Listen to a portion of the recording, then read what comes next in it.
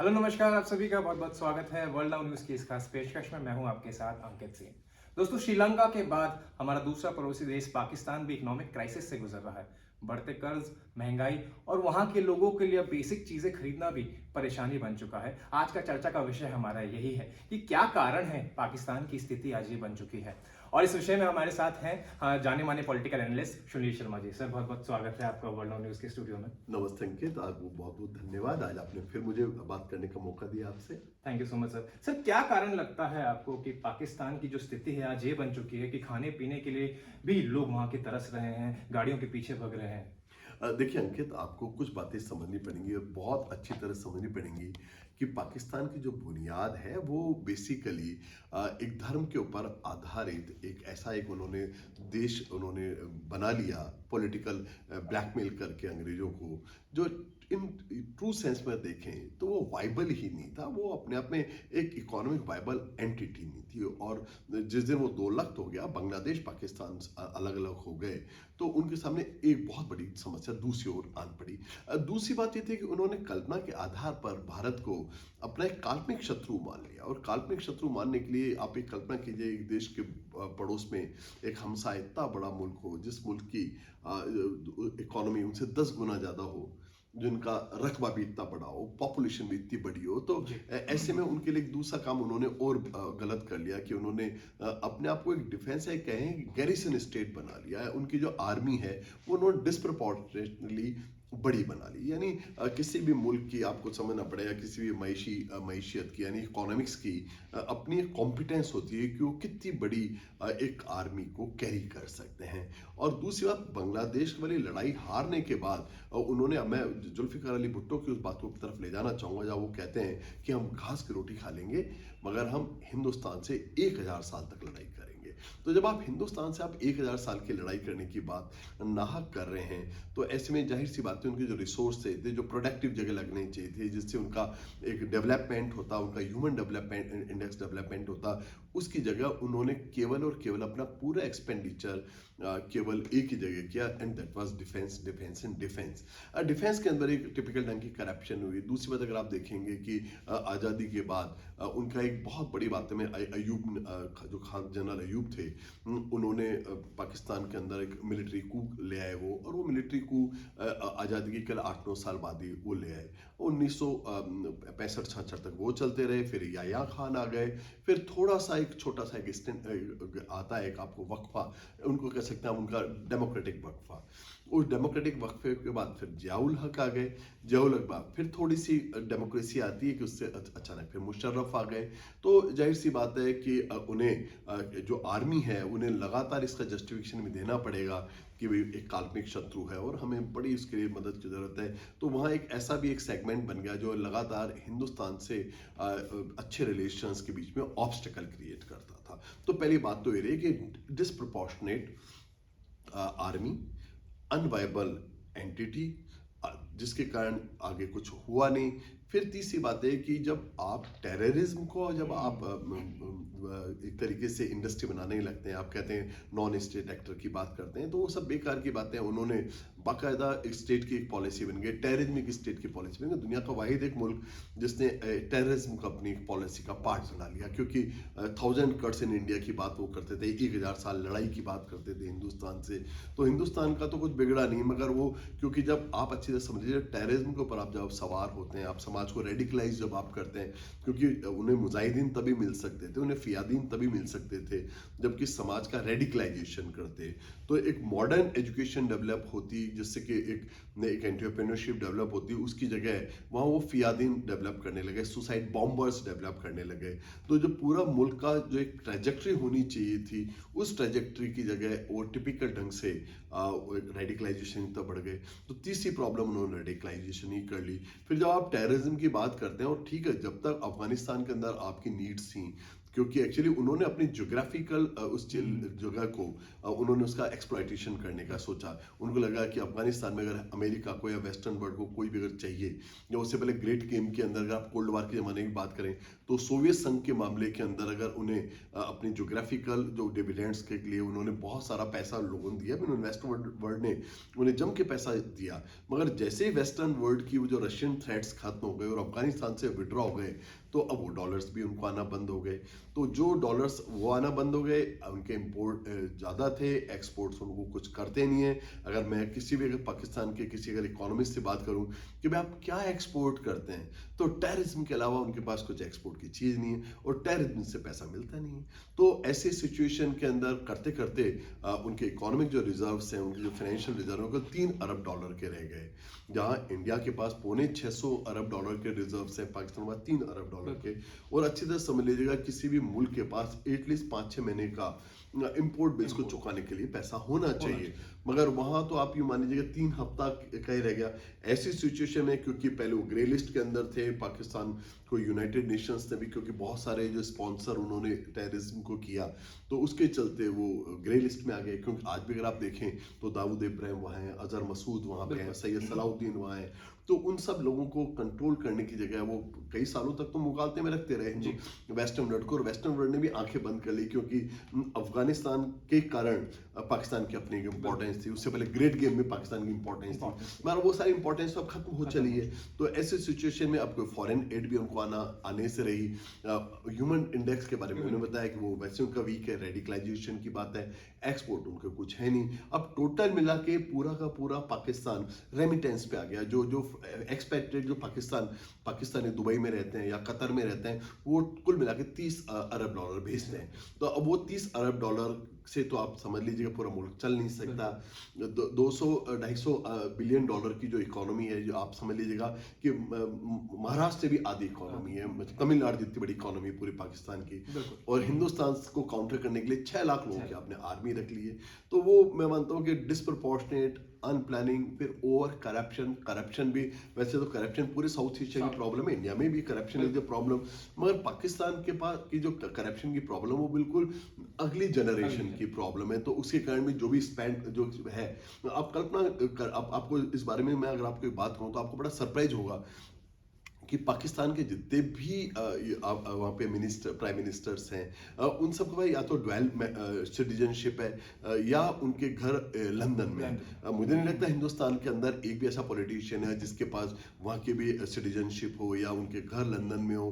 पर आप ये देखिए, भले नवाज शरीफ हो, चाहे भुट्टो फैमिली हो, या इवन अगर आप इमरान खान की भी बात करें, तो उनके भी जो बच्चे हैं, उनके भी पूरा परिवार तो इंग्लैंड में रहता है। तो ऐसी सिचुएशन में, या मुशर्रफ की बात करें तो वो दुबई शिफ्ट हो गए, तो उनका भी इंग्लैंड के अंदर घर था। तो वहाँ उनको बेसिकली वो पॉलिटिकल टूरिज्म के लिए आते हैं, लूटते हैं, खसोटते हैं, वापस इंग्लैंड चले जाते हैं। तो पूरा मिसमैनेजमेंट है पूरा। अगर आप देखें तो पाकिस्तान एक मिसमैनेज एक मुल्क है, और उस मिसमैनेजमेंट के लिए भी फिर आप वोट के लिए, जैसा हिंदुस्तान में भी होता, उन्होंने उसको भी अगले दर्जे पे ले गए कि फ्रीबीज के थ्रू अब आप जो है वो लगातार ये चाहते हैं कि आप फ्रीबीज दें, लोगों को फ्री के अंदर चीजें बांटते रहें और उसके थ्रू वोट बटोर लें। तो जब फ्रीबीज लगातार आप देते हैं तो उसका भी अल्टीमेटली इकोनॉमी में बहुत एडवर्स इम्पैक्ट आता है, और पाकिस्तान लबो लो अब इन्हीं सब चीजों का अब शिकार हो गया है। तो अभी जो शिकार हो गया है, तो इसका उपाय तो ये है कि वापस से वो प्रॉपर अपने आप को मैनेज करें, और उस मैनेजमेंट के थ्रू ही वो चीजों को आगे ले जाए। बिल्कुल, बहुत ही सटीक बात आपने कही।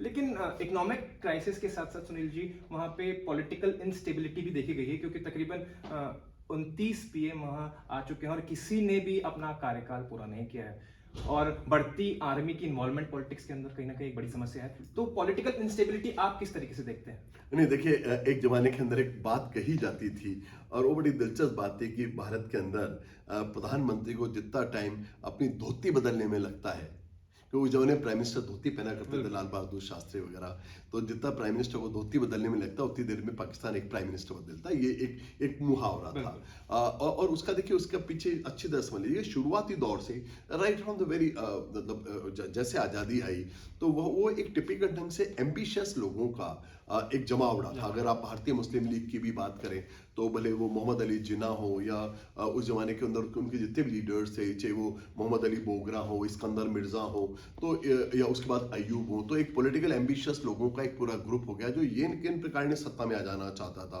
पहले शुरू में ब्यूरोक्रेसी वहाँ पे हावी हो गई, फिर बाद में आर्मी हावी हो गई और पॉलिटिकल लीडरशिप वहाँ डेवलप हुई नहीं, क्योंकि इंडियन मुस्लिम लीग ने कभी कोई फ्रीडम मूवमेंट में उनका कोई कंट्रीब्यूशन नहीं था। या उससे पहले के भी अगर आप 1937 की अगर आप सरकारों की बात करें या उससे पहले जो इंडियन जो काउंसिल्स बन रही थी 1920 के एक्ट के बाद से, तो उससे मुस्लिम लीग का कोई कंट्रीब्यूशन नहीं था। तो उसके कारण एक पॉलिटिकल जो मैच्योरिटी आनी चाहिए लीडरशिप के अंदर या डेमोक्रेटिक प्रोसेस से निकल के, जो जैसे कांग्रेस का जो लीडरशिप थी भारत के अंदर, भारतीय राष्ट्रीय कांग्रेस के अंदर, उसके बाद एक सौभाग्य था कि वो 1920 से चुनाव लड़ रहे थे, उन्होंने स्टेट्स के अंदर सरकारें चलाई थी। अगर आप 1937 के बाद के चुनाव भी देखें तो 8 राज्यों में कांग्रेस की सरकारें थी। तो जाहिर सी बात है आपको एक पॉलिटिकल प्रोसेस का एक्सपीरियंस कांग्रेस के लोगों को था जब वो 1947 में देश आजाद हुआ, तो वो उसको उनको लाभ मिला, उस डेमोक्रेटिक प्रोसेस में होने का लाभ मिला है। मैं मुस्लिम लीग तो कभी भी नहीं थी। मुस्लिम लीग का तो बेसिक काम ये था कि वो कांग्रेस के फ्रीडम मूवमेंट के अंदर अड़ंगा लगाए और अंग्रेजों से केवल सपोर्ट प्राप्त करे। तो पहली बात तो उसकी जो बुनियाद है वो ये कि राजनीतिक पॉलिटिकल ब्लैकमेल करके उन्होंने पाकिस्तान तो अचीव कर लिया, मगर पाकिस्तान के अचीव होते ही जो पाकिस्तान के अंदर एक लीडरशिप उभरनी चाहिए थी वो नहीं होगी। नतीजा निकला कि वो कॉन्स्टिट्यूशन ही नहीं बना पाए। आपने 26 जनवरी 1950 को कॉन्स्टिट्यूशन आ गया, उनका पहला कॉन्स्टिट्यूशन ही 1958 के अंदर आया, और जो आया वो उसके अंदर ही बहुत सारे जो प्रेशर फैक्टर्स थे, इस पर मौलाना मौदूदी जैसे लोग, उन्होंने उसको बहुत ज़्यादा रेडिकलाइजेशन उसमें कर दिया और वो रेडिकलाइजेशन चलता रहा। अंत में तो ये हो गया कि 1973 में जब जुल्फिकार अली भुट्टो जो लेके आए, वो भी उसने और भी ज़्यादा उसको इसमें इस्लामिस्ट बातें डाल दी। उन्होंने भी अहमदियों को भी इस्लाम के दायरे से खारिज कर दिया। तो वो लगातार एक दूसरे को इस्लाम के दायरे से खारिज करके और पूरे समाज को उन्होंने बहुत ज़्यादा रेडिकलाइज कर लिया। राजनीतिक महत्वाकांक्षा इस ढंग की है कि देखिए अब वहाँ पे आज की तारीख के अंदर 3 इंपॉर्टेंट फैक्टर्स हैं। एक नवाज शरीफ फैमिली है, शरीफ फैमिली आप कह सकते हैं, एक भुट्टोज है और तीसरे इमरान खान है। और तीनों के तीनों, अब आपको मैं बहुत साफ बात कहना चाहता हूँ, तीनों के तीनों बहुत डेस्परेट हैं पावर में रहने के लिए, और पावर में रहने के लिए वो किसी भी हद तक जा सकते हैं। इवन इमरान खान ने तो एक बात ये तक कही थी कि अगर पावर में नहीं रहता हूँ तो पाकिस्तान टुकड़े टुकड़े हो जाएगा। तो यहाँ देश इंपॉर्टेंट नहीं है, केवल खुद की सत्ता इंपॉर्टेंट है। और कल भी अगर आप देखें, कल सुप्रीम कोर्ट ने कहा है 90 डेज के अंदर इलेक्शन हो जाने चाहिए, क्योंकि इमरान खान चाहते हैं कि इलेक्शन हो जाए, जबकि इकोनॉमिक एक इमरजेंसी के हालात हैं, मगर उनको वो चाहते हैं मैं सत्ता में आ जाऊं। शरीफ परिवार चाहते हैं हम सत्ता से जाए नहीं, और डिफरेंट ढंग के बार बार एनआरओज लाए जाते हैं। पहले करप्शन के चार्जेस लगते हैं, लोग अब जेलों में भेजे जाते हैं, फिर एनआरओज लेके जो पॉलिटिकल वहाँ पे अलाइंसेज होते हैं। तो वहाँ एक पूरे ढंग से आप जो पॉलिटिकल इनस्टेबिलिटी है उसमें डीप रूटेड करप्शन है, पावर के लिए बहुत पावर हंग्री पूरा समाज है। तो पावर हंग्री, करप्शन और रेडिकलाइजेशन ऑफ सोसाइटी, और उससे ऊपर मिलिट्री का भी ये महत्वाकांक्षा कि हमें उसके अंदर रहना ही रहना है। मतलब आप ये सरप्राइज करेंगे कि जब आप प्राइम मिनिस्टर से, जब वहाँ के आर्मी जनरल से बात करना देखेंगे, तो इंडिया में जब प्राइम मिनिस्टर से जब आर्मी जनरल मिलता है तो आपको डेकोरम पता लगता है कि वो बिल्कुल उनको सैल्यूट करता है, वो या वो सामने विजिटर्स चेयर में होता है। मगर वहाँ तो 2 चेयर लगाई जाती हैं, अगर प्राइम मिनिस्टर बैठता है तो 2 चेयर लगती हैं, और उतनी बड़ी चेयर आर्मी जनरल की भी लगती है। तो कई सारे लोग तो बड़ी दिलचस्प बात कहते हैं कि दुनिया के हर मुल्क के पास आर्मी होती है, मगर एक आर्मी ऐसी भी जिसके पास एक मुल्क है, पाकिस्तान। क्या बात है। तो ये या जहाँ ये होती हो कि दुनिया भाई देखिए, भारत के पास आर्मी है, इंग्लैंड के पास आर्मी है, अमेरिका के पास आर्मी है, मगर किसी आर्मी के पास मुल्क नहीं है पाकिस्तान के अलावा। पाकिस्तान की जो आर्मी है उसके पास एक अपना एक मुल्क है। बिल्कुल, बहुत सही बात आपने कही। सुनील जी, बहुत ही इंपॉर्टेंट बात आपने बताई, इकोनॉमिक पॉइंट ऑफ व्यू से भी बताई और पॉलिटिकल पॉइंट ऑफ व्यू से बताई। बहुत से वीडियोस हम देख रहे हैं इंटरनेट पे, यूट्यूब्स पे, जहां लोग बाग ट्रकों के पीछे भाग रहे हैं, पेट्रोलों की लंबी लंबी कतारें हम देख रहे हैं। पावर कट की एक समस्या जो है वो बढ़ती जा रही है। आने वाले दिनों में समस्या बढ़ती हुई देख रहे हैं या कम होती हुई देख रहे हैं? नहीं देखिए, समस्या तो बहुत ज़्यादा तेज़ी से बढ़ रही है, क्योंकि आईएमएफ, इनको पहले ही लग रहा था कि वो आईएमएफ से बात कर लेंगे, क्योंकि लगातार उन्होंने फाइनेंस मिनिस्टर अपने बदला। उन्होंने पहले मिस्ता इस्माइल, वहाँ पे प्राइम मिनिस्टर मिस्ता इस्माइल को हटा के इशाक डार को लेके आए। तो इशाक डार पहले तो वो इतने पता नहीं कहाँ से सेल्फ कॉन्फिडेंस में ले आए थे। उनको लगता था मिस्ता इस्माइल तो आईएमएफ से डील नहीं कर पा रहा, मैं आऊँगा, मैं ऐसे डील कर लूँगा, वैसे डील कर लूँगा। शायद वो बदली हुई परिस्थितियों को नहीं समझ रहे थे, शायद वो वो उनको इस बात को ये नहीं समझ रहे थे कि अमेरिका अब अफगानिस्तान में नहीं है, इसलिए पाकिस्तान की जो स्ट्रेटेजिक जो इंपॉर्टेंस है वेस्टर्न वर्ल्ड के सामने वो आज की तारीख में नील बटा सन्नाटा है।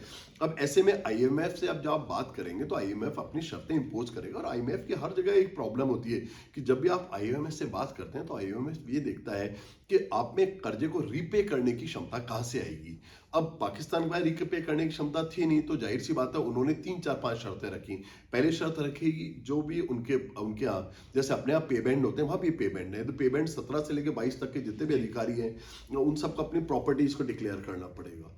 तो अब ये है कि अगर बाद में हालांकि उन्होंने आर्मी वालों को उसमें से निकाल लिया, क्योंकि आर्मी वालों ने कहा अच्छा हमसे हमारी तुम प्रॉपर्टीज डिक्लेयर करवाओगे, तो बाद में आर्मी को उसमें एग्जामिशन मिल गया। उसके बाद जुडिशरी वालों ने कहा अच्छा हमसे, तो बाद में जुडिशरी वालों को एग्जामिशन दे दिया। तो पहली बात तो ये कि एक ये थी भाई सब अपनी प्रॉपर्टी डिक्लेयर करें। मेरा में आईएमएफ को ये भी लगा होगा कि अब 2 दिन बाद ही सरकार रोल बैक कर गई, आर्मी के मामले में रोल बैक कर गई, यहाँ कर गई। दूसरी बात थी फ्रीबीज की बात, क्योंकि पाकिस्तान सच बात तो है कि जो पाकिस्तान के जो फूड नीड्स हैं या इवन वेजिटेबल्स भी हैं, वो वेजिटेबल्स भी इम्पोर्ट होती हैं। दूसरी बात, भारत से जो उनकी एक जो ये कन्वेंशनल दुश्मनी, इन्होंने उस चीज ने उनको बड़ा बुरी तरह बर्बाद किया है। तो अदरवाइज तो जैसे क्योंकि इंडिया आज की तारीख में सीरियल्स के अंदर इतना ज्यादा बड़ी प्रोड्यूसर है, अगर बॉर्डर्स अगर आपकी पोरस होती तो उस सिचुएशन में पाकिस्तान में फूड नीड्स की बड़ी बड़ी प्रॉब्लम नहीं होती है। प्याज वहाँ 300 रुपये किलो है, 500 रुपये किलो वहाँ पे, इवन दूध का भी अगर भाव देखें तो 180 रुपये लीटर वहाँ पे दूध है।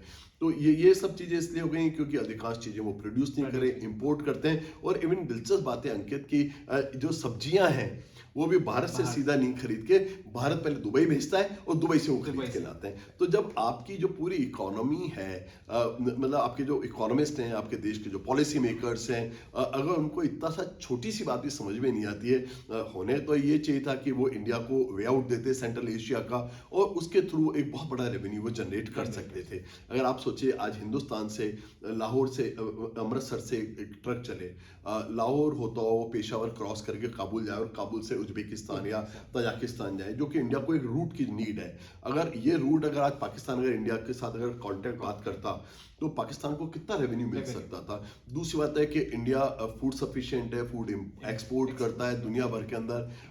अब अगर ऐसा ये जो सामान है ये इंडिया से कितना सस्ता वहां पहुंच सकता था। मगर एक हठधर्मिता धर्म के ऊपर आधा, क्योंकि बेसिक बात है जब दो मुल्की जब आप नजरिया, दो कौमी नजरिया के ऊपर आप ये सोचते हैं कि हिंदू और मुसलमान बिल्कुल अलग हैं, और हिंदू जो गेहूं है वो हम खा ही नहीं सकते, हिंदू सब्जी हम नहीं खा सकते, तो जब किसी मुल्क के अंदर ये मास हिस्टीरिया आप क्रिएट कर दो, धर्म का जब आप हिस्टीरिया क्रिएट कर देते हैं ना, तो आप समझ लीजिएगा कि एक बहुत बड़ी एक टिपिकल की चुनौती आप ले लेते हैं। तो अब जाहिर सी बात है ये सब होगा, तो जैसे कि मैंने बताया कि वहाँ पे अगर आज की तारीख के अंदर जैसे कोई भी इंपोर्ट भी अगर कोई गुड्स आते हैं तो इंपोर्ट गुड्स के लिए होता है कि पहले आपको एक एलसी आपको डिक्लेयर करनी हो, बैंक को एलसी देनी होती है।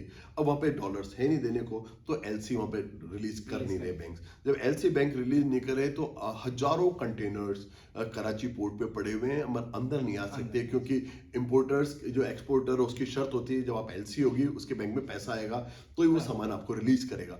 पाकिस्तान की हैसियत है नहीं, $3 ट्रिलियन और $3 बिलियन। अब $3 बिलियन से अच्छा दूसरी बात है कि इसी फाइनेंशियल ईयर में $20 बिलियन के कर्जों के ब्याज चुकाने।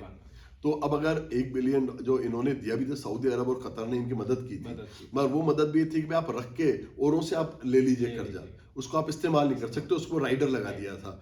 अब ऐसे में $20 अरब तो उन्हें इस साल चुकाने, 30 केवल रेमिटेंस $30 अरब का उनका जो एक्सपेक्ट रेट है वो बचा हुआ है केवल उनके पास। अब ऐसी सिचुएशन में अगर आईएमएफ से डील नहीं होती तो, और वैसे भी ख्वाजा आसिफ जो उनके डिफेंस मिनिस्टर उन्होंने कहा है कि पाकिस्तान डिफॉल्टर होगा ना, डिफॉल्ट हो चुका है, और ये डिफॉल्ट का है कि दूसरी बात है कि अब सपोज अब पेट्रोल है, अब पेट्रोल को या तो दूसरा तरीका होता है कि भाई इसको मार्केट पे छोड़ दिया, जैसे इंडिया में मार्केट पे छोड़ दिया कि भाई जो आएगा अगर महंगा आएगा पेट्रोल तो महंगा मिलेगा, सस्ता आएगा सस्ता आएगा। परसों ही उन्होंने पेट्रोल पे कट किया है। तो मैं मानता हूं इन सब चीजों से इकोनॉमी नहीं सुलझ सकती, और पाकिस्तान को आने वाले दिनों में और ज्यादा बुरे हालात देखने पड़ेंगे, क्योंकि एक तरफ इकोनॉमिक्स खराब है, दूसरी तरफ अभी भी उसका राजनीतिक लाभ लेने से पॉलिटिकल पार्टियां चुक नहीं रही हैं। तो ये जो सब सिचुएशंस हैं, ये सिचुएशन ये बता रही है कि पाकिस्तान का जो क्राइसिस है वो अभी और बढ़ेगा।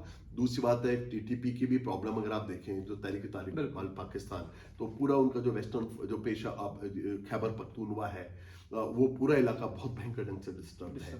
तो वहाँ एक मिलिट्री इंसर्जेंसी हो रही है। अगर आप अब बलूचिस्तान की बात करें तो बलूचिस्तान के अंदर बीएलए वगैरह बहुत ज़्यादा मुठाई चल रही हैं। तो पाकिस्तान एक, क्योंकि अच्छे से समझिए, जब इकोनॉमिक्स जब आपकी ख़राब होती है तो ऐसी सारी जितनी भी तंजीमें होती हैं, जो दहशतगर्द तंजीमें होती हैं, उनको सस्ते रिक्रूट्स भी मिल जाते हैं। तो अभी इधर सस्ते रिक्रूट हैं, रेडिकलाइजेशन उन्होंने खुद ने फैलाया हुआ है, और सारी चीज़ें सिचुएशन मुफीद हो। बिल्कुल, कहीं ना कहीं पाकिस्तान के लिए समस्या अभी हल होने का नाम नहीं ले रही, लेकिन इतनी समस्या होने के बाद भी एक लाभ वो हमें, एक जो उन्होंने रटाया उनका जो डायलॉग होता है कश्मीर का, वो नहीं छोड़ते।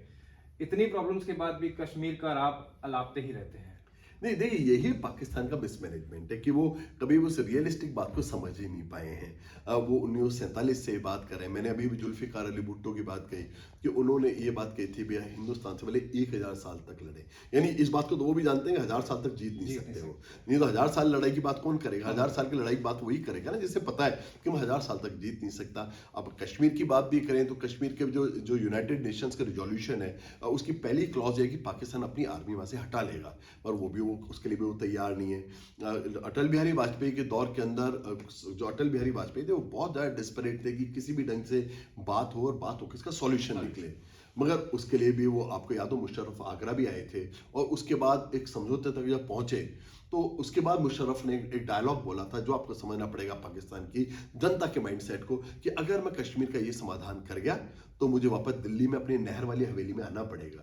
यानी पाकिस्तान को आपने इतना ज्यादा पॉइजनस कर दिया, आपने इतना रेडिकलाइजेशन कर दिया सोसाइटी का, कि अब वहाँ की जो जनता है वो कश्मीर के किसी भी पीसफुल जो रिजोल्यूशन है उसके लिए तैयार नहीं है। तो मैं मानूंगा कि पहला काम तो सरकारों को ये करना चाहिए कि लोगों को अच्छी तरह कन्विंस करना पड़ेगा। हिंदुस्तान एक बहुत बड़ी ताकत है इस खित्ते के अंदर। अगर आप पूरी जनूबी एशिया की बात करें, साउथ एशिया की बात करें, इंडिया से दोस्ती करनी ही पड़ेगी।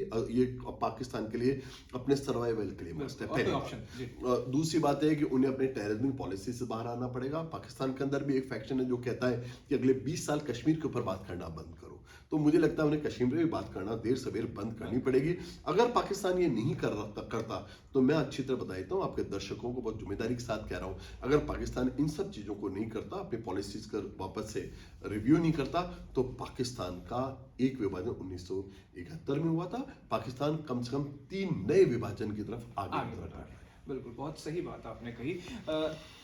आपको क्या लगता है सुनील जी, इन सब के पीछे आपको लगता है अमेरिका का भी हाथ है कि आज जो स्थिति पाकिस्तान की बनी है, क्योंकि जो फ्री के डॉलर्स मिले हैं, किसकी वो फंडिंग करी है, क्योंकि पहले अफगानिस्तान के नाम पे मिलते थे वो बंद होने गए, इसके पीछे अमेरिका का कितना बड़ा हाथ आप देखते हैं? नहीं, देखिए, अमेरिका को तो आप ये कह सकते हैं कि अमेरिका का तो ये हाथ आप मान सकते हैं कि अमेरिका एक हमारे कोल्ड वॉर जब चल रहा था तो वो सोवियत संघ के सामने पाकिस्तान सोवियत ब्लॉक में नहीं चला जाए, उसके लिए उन्होंने पाकिस्तान को पैम्पर किया, नो डाउट अबाउट इट। क्योंकि मुझे अच्छी तरह याद है कि जब पाकिस्तान, जब राष्ट्रपति अयूब जब पहली बार अमेरिका गए तो उनका बहुत ही एक्स्ट्राऑर्डिनरी स्वागत हुआ। ऐसा स्वागत हुआ जैसा भारतीय प्राइम मिनिस्टर का भी नहीं हुआ, क्योंकि उससे पहले नेहरू भी गए थे। नेहरू इतने बड़े स्टॉलवर्ड थे, मगर नेहरू से भी ज्यादा प्रायोरिटी वहां पे अयूब को दी गई, क्योंकि ये लग रहा था भाई कि पाकिस्तान जो है वो सोवियत यूनियन के मामले में अमेरिका को अड्डे बनाने के लिए भी तैयार था। नेहरू ने तो मना कर दिया था, भाई हम कोई यूएस के बेस नहीं बनाने देंगे।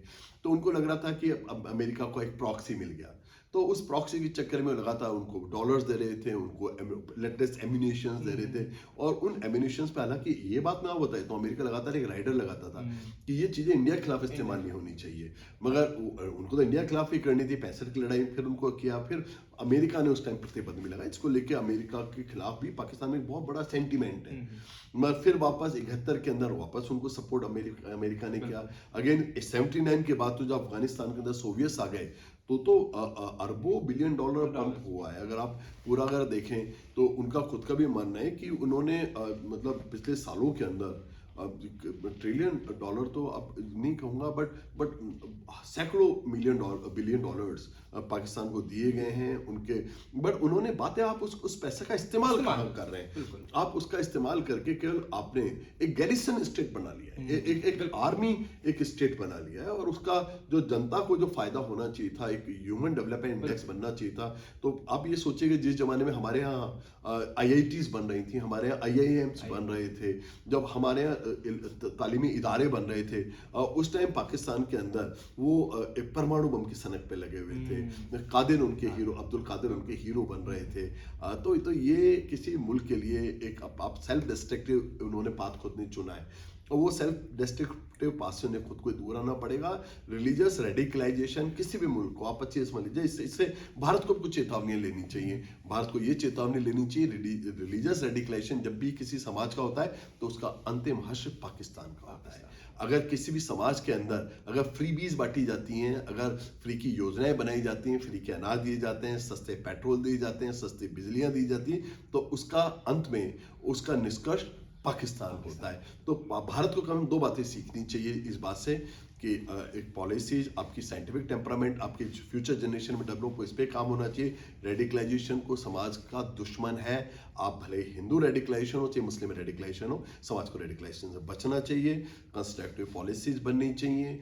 बच्चों, युवा पीढ़ी के अंदर आपको साइंटिफिक टेम्परामेंट डेवलप करना चाहिए, और हम सायों से एक अच्छी दोस्ती होनी चाहिए। इसके बिना किसी मुल्क का कोई मुस्तकबिल नहीं है, बिल्कुल भविष्य नहीं है, बिल्कुल नहीं है, जैसा कि पाकिस्तान के साथ हो रहा है। सुनील जी, बहुत अच्छी बात आपने बताई, लेकिन क्या खतरा हिंदुस्तान की ओर भी दिख रहा है आपको? क्योंकि कहीं ना कहीं पाकिस्तान में इतनी क्राइसिस आ रही, इकोनॉमिक क्राइसिस, उसका इफेक्ट इंडिया में देखने को मिलेगा? नहीं, देखिए, मैं ये तो नहीं कहूँगा, जैसा कि लगातार एक बात बोली जाती थी कि भाई स्टेबल पाकिस्तान इंडिया के इंटरेस्ट में, क्योंकि सालों हमारी पॉलिसी रही है कि हम ये मानते थे कि अगर पाकिस्तान बहुत ज़्यादा स्टेबल होगा, प्रॉस्परस पाकिस्तान इस देश के हित में है। मगर इसको इतना जरूर आपको समझना पड़ेगा कि अगर पाकिस्तान डिसइंटीग्रेट होता, अगर पाकिस्तान के अंदर लॉ एंड ऑर्डर की प्रॉब्लम बहुत ज़्यादा होती है, तो हमें अपनी बॉर्डर्स को और ज़्यादा मजबूती से सख्त बनाना होगा, क्योंकि इन्फ्लक्स जो है, क्योंकि ये एक बहुत बड़ा क्राइसिस हो सकता है, यह बताता हूँ। क्योंकि बांग्लादेश के टाइम भी यही क्राइसिस हमने फेस किया था। अगर आप 1970-71 के तरफ की बात देखें कि 1 करोड़ से ज़्यादा शरणार्थी हिंदुस्तान में आ गए थे। अगर पाकिस्तान में भी ऐसी कोई मानवीय त्रासदी होती है, तो यहाँ भी वो सिचुएशन हो सकती है। आज तक हम बांग्लादेश में बहुत सारे लोगों को नहीं भेज पाए। आप ये कल्पना कीजिए कि अगर 1 करोड़ रेडिकलाइज अगर पाकिस्तान से लोग अगर इंडिया में आ गए, तो हिंदुस्तान के लिए एक बहुत बड़ी समस्या होगी। तो उसका उपाय यही है कि हम अपने इकोनॉमिक ग्रोथ पे ध्यान दें, और हमारी जो बॉर्डर्स हैं, उनके जो भी नॉन पोरस इलाके हैं, उनको और सख्ती से मैनेज करें। वैसे मैं आपको बताता हूँ कि ये एक सौभाग्य की बात है कि पिछले 25-30 साल के अंदर हिंदुस्तान की जो बॉर्डर जो मैनेजमेंट सिस्टम है वो बहुत बेहतरीन है, और अब इनफिल्ट्रेशन की गुंजाइश बहुत मिनिमाइज हो गई है। इसको हमें और मॉडर्न बनाना होगा। बाकी तो हमें वॉच करना चाहिए, और अगर पाकिस्तान की इमदाद से अगर हमारे उससे अच्छे रिलेशन बने, तो हमें इमदाद के लिए भी एक उस रंग की हठधर्मिता नहीं रखनी चाहिए जैसे पाकिस्तान ने अब तक हमारे मामले में रखी। और वैसे भी भारत का तो एक रवैया रहा है, हम तो वसुधैव कुटुंबकम वाले मुल्क हैं कि अगर पाकिस्तान की भी अगर मदद अगर करनी पड़े, तो जैसे अभी तुर्की की आपने मदद की, बावजूद उसके तुर्की आपके खिलाफ लगातार स्टैंड लेता था, कश्मीर के मामले में स्टैंड लेता था, मगर तुर्की आज की तारीख के अंदर तुर्की भी इस बात से प्रभावित है कि भाई भारत पहला मुल्क था जिसने सबसे ज़्यादा उनको सहायता और सबसे पहले सहायता भेजी। जैसे इंडिया पाकिस्तान को सहायता भेजी जा सकती है, मगर उसके अंदर एक जब तक एक पीसफुल बात नहीं हो, क्योंकि जयशंकर ने सही बात बोली थी कि टेररिज्म और हेल्प एक साथ नहीं चल सकती। तो कम से कम हमें एश्योरेंस लेना चाहिए कि no terrorism and no terrorism, we are ready to help but no terrorism. बहुत इंपॉर्टेंट बात सुनील जी आपने हमारे दर्शकों को बताया कि क्या कारण है पाकिस्तान की आज ये स्थिति बन गई, पॉलिटिकल बैकग्राउंड उनका आपने बताया। तो और कहीं ना कहीं हम लोगों को भी इससे सीख लेना चाहिए कि क्या इंपॉर्टेंस है। जैसा कि सर ने बताया, फ्री की चीज़ें जो होती है लाभकारी नहीं होती एक देश के लिए, एक समाज के लिए। तो सुनील जी, आपने इतना कीमती समय अपना दिया, उसके लिए बहुत बहुत धन्यवाद। आपने मुझे बुलाया, उसके लिए बहुत बहुत थैंक यू सो मच। तो दोस्तों, अभी के लिए इतना ही, फिर मुलाकात होगी। नमस्कार।